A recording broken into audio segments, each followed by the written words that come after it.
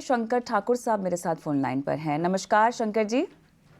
नमस्ते मैडम जी good morning. Akshaya Tritiya की आपको बहुत बहुत शुभकामनाएं और धन्यवाद अपना सवाल हम तक पहुंचाने के लिए। धन्यवाद। बताइए सर।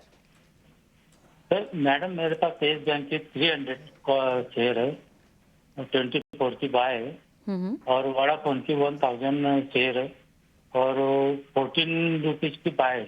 ठीक है। तो मैं लॉन्ग टर्म के लिए लिया हूँ, तो अभी मैं फिलहाल ये जानना चाहता हूँ या कंडीशन देखकर बने रहूँ या एग्जिट कर।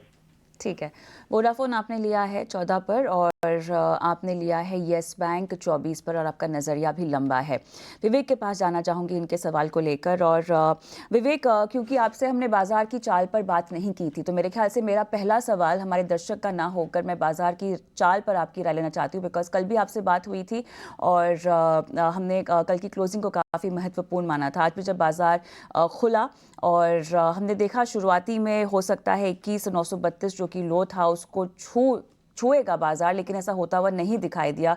22,100 के पार हम जाता हुआ देख रहे हैं। तो बाजार की दिशा पहले और उसके बाद हमारे दर्शक शंकर वोडाफोन और येस बैंक पे जो सवाल पूछ रहे हैं उसका जवाब। Good morning. कल इनफैक्ट जब बाजार की बात कर रहे थे और मैंने बोला था कि निचले स्तरों में हो सकता है कि निफ्टी 21,940 टेस्ट करे, उसके बाद 21,835 और 21,625। तो आज आप अगर देखो तो लगभग मतलब एग्जैक्टली जो कल एक्सपेक्टेड था और नंबर्स मैंने बोला था 21,940 टेस्ट करके आज उसके बाद में बाउंस बैक हुआ है। तो ये पहला लेवल हो चुका है। अब मुझे लगता है कि अगर देखिए कोई अगर फर्दर नेगेटिव न्यूज नहीं आती है और अगर इंडिया विक्स थोड़ा बहुत अगर नीचे आता है, इनफैक्ट 18 के ऊपर चल रहा है अभी भी, तो वो एक डेंजरस सिचुएशन है। इसके लिए लग रहा है कि 21,625 भी जा सकता है क्या। लेकिन अगर इंडिया विक्स में थोड़ी भी अगर गिरावट आती है तो मुझे लग रहा है कि बाजार यहाँ से एक बाउंस बैक के लिए वापस तैयार है। आज का सिचुएशन ये है कि निफ्टी तो आपका मतलब 0.6-0.7% अप है, लेकिन ज्यादातर पोर्टफोलियोज अभी भी माइनस में आपको दिखेंगे, क्योंकि जो mid cap and small cap indexes है, स्टॉक्स है, वहां पे आपको अभी भी दबाव दिखने को मिल रहा है। तो ओवरऑल मैं बुलिश हूँ बाजार पे और मुझे लगता है कि जो बाजार टेंशन ले रहा है इलेक्शंस वगैरह, ये अब देखो जो होना है वो तो होगा ही। और इकोनॉमी फिर भी राइट ट्रेंड पे है, तो शॉर्ट टर्म वॉलेटिलिटी आपको देखने को मिलेगी और मुझे लगता है कि एवरी डिप पे आपको लेना चाहिए। और बाई चांस एक्सपर्ट्स बोल रहे हैं, निफ्टी यहाँ से और नीचे आता है। आपने कहा विवेक आप बुलिश है अंडरटोन को लेकर। एक और चीज जो एक्सपर्ट्स भी पूछ रहे हैं, सबका यही कहना है कि अगले 10 से 12 दिन में पैसे हो तो लगा लीजिए, बाजार की ये लेवल्स आपको फिर आते हुए नहीं दिखाई देंगे। बहुत इंटरेस्टिंग टेक है ये एक्सपर्ट्स का ऑन एन एवरेज जो समझ में आ रहा है। आप इससे इत्तेफाक रखते हैं?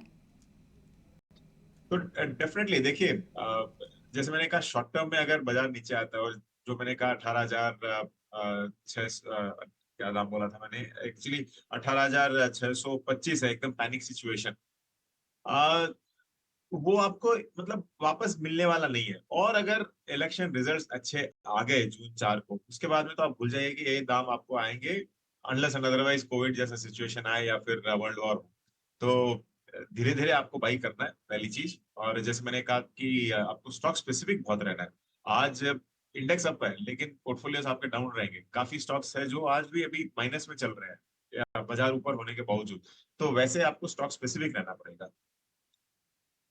आपको रहना है और इसीलिए स्टॉक स्पेसिफिक सवाल भी हमसे पूछना है। शंकर जी का सवाल वोड आइडिया और साथ ही येस बैंक पर क्या करना चाहिए? वोडाफोन, देखिए मुझे लग रहा है कि इनको जो शेयर के भाव बहुत ही लो नंबर्स में है, मतलब 21 रुपए, 22 रुपए या 30 रुपए के अंदर अंदर वैसे शेयर्स पसंद है। तो मैं तो बुलिश नहीं हूँ दोनों स्टॉक्स पे। अब पहले लेते हैं यस बैंक। और मैं ये बार बार कहता हूँ कि ये गलती मैंने भी की थी, लिया था। लेकिन देखिए अप ट्रेंड बहुत ही मिनिमल लगता है। जब तक कंपनी 3,000 करोड़ प्रॉफिट नहीं कमाती तो आपका ईपीएस 1 रुपया नहीं बनेगा यस बैंक में। तो हो सकता है कि वापस 28-30 तक जाए, ये पॉसिबिलिटी है, क्योंकि रिजल्ट्स अब अच्छे आने लग गए हैं। लेकिन जितना इक्विटी बेस है यस बैंक का, आपको बहुत बड़ी रैली देखने को नहीं मिलने वाली, ये पक्का है। अगर हाँ, जैसे मैंने कहा 2,500-3,000 करोड़ अगर कंपनी कमाने लगे तो बहुत अच्छा चलेगा स्टॉक, लेकिन वो बहुत दूर है अभी। अब वो कब होगा किसी को नहीं मालूम। दूसरा वोडाफोन, देखिए रिपोर्ट्स वगैरह आई हुई है ब्रोकरेजेस की कि 25 रुपए तक जाएगा। अब इसमें यह है कि फंडामेंटली आप अगर बैलेंस शीट वगैरह देखो तो वोडाफोन आइडिया मैं तो रिकमेंड नहीं करूंगा। और लेकिन हाँ, यहाँ से डाउन साइड आपका मिनिमल है, इसके लिए आप इसको होल्ड कर सकते हो, क्योंकि सरकार भी नहीं चाहती और पूरा देश नहीं चाहता है कि डुओपोली रहे इस सेक्टर में। तो कैसे भी करके वोडाफोन को बचाने की कोशिशें जारी रहेगी। लेकिन हाँ, ये भी यस बैंक की जैसी है, इक्विटी बहुत बड़ी हो गई है इसकी, और आपको बहुत लंबा अप ट्रेंड मिल जाए इमीडिएटली, वो पॉसिबिलिटी नहीं है। तो जाएगा अगर, तो भी ये धीरे धीरे जाएगा, और इसको आपको मतलब जब ये सब्सक्राइबर्स लॉस करना बंद कर दे, उस दिन दिखेगा कि ये वोडाफोन सही में पॉजिटिव हुआ है। अभी तो क्या कि 10-10 लाख सब्सक्राइबर हर महीना वोडाफोन का नेटवर्क छोड़ के दूसरे नेटवर्क्स में जा रहे हैं। ठीक है।